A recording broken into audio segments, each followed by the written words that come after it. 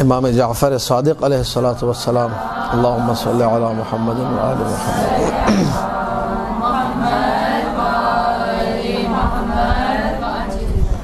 ان کے پاس ایک شخص آیا، اس کو بھی یہی کنفیوژن تھی جو آپ کو ہے. اس نے آ کر کہا کہ مولا آپ کے آباء و اجداد کے حوالے سے ہم نے یہ حدیث سنی ہے، ان کنت محبا لنا فاعمل ما شئت. حدیث ہے یہ، اگر تم ہمارے محب ہو، ہمارے شیعہ ہو، فاعمل ما شئت، جو چاہے کرو. یہ حدیث معصوم ہے، یہ آپ کی کنفیوژن کو مزید ڈیولپ کر دے گی. فاعمل ایسا ہی ہے بالکل، فاعمل ما شئت، جو چاہے کرو. تو امام نے کہا ہاں، ہمارے آباء و اجداد نے کہا، میں بھی یہی کہتا ہوں کہ اگر تم ہمارے محب ہو تو جو چاہے کرو. تو اب اس نے، اب یہ دیکھیے تھنکنگ، نگاہ دنیا اور نگاہ معصوم. آدھے گھنٹے سے اسی پہ بول رہا تھا میں. رسول کی نگاہ اور امی جان کی نگاہ، دونوں میں بڑا فرق تھا. ٹھیک ہے، ان دونوں کو آپ لوگ ذہن میں رکھیں. اس شخص نے کہا مولا اچھا جو چاہے کریں، ڈکیتیاں بھی کریں، چوریاں بھی کریں، سب بدماشیاں کریں. جب اس نے یہ جملہ کہا تو فوراً بھی آپ کا جواب ہے، کنفیوژن کا حل. مولانا نے کہا واللہ ما انصفتمونا، خدا کی قسم تم نے ہمارے ساتھ انصاف نہیں کیا. جن کی محبت کی وجہ سے تم یہ چھوٹ اپنے لیے پا رہے ہو، جو یہ باتیں کر رہے ہو، ہم تو کبھی کوئی حرام نہیں کرتے، ہم تو کبھی کوئی واجب ترک نہیں کرتے.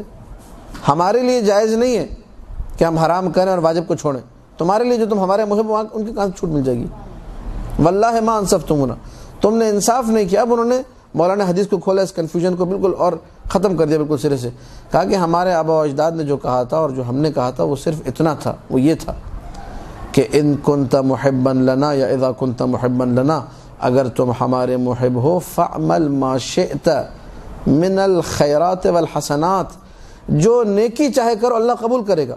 لیکن اگر ہمارے محب نہیں ہو، جو نیکی چاہو اللہ قبول نہیں کرے گا.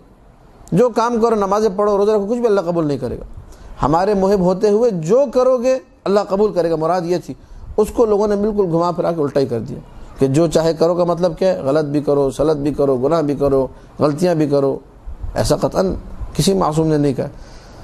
ہمارے معصومین نے مقام رجاء میں یہ حدیث ہے، امید کے مقام پر، کہ اگر انسان سے، اگر کنڈیشنل سینٹنس، اگر کبھی غلطی ہو گئی، اگر خطا ہو گئی، ہم لوگ سب ایسے ہیں، ایک غلطی کرتے ہیں استغفر اللہ ربی واتوب الیہ، اس کے بعد پھر غلطی، پھر استغفر اللہ، پھر غلطی. ٹھیک ہے، ہوتا ہے یا نہیں ہوتا یہ؟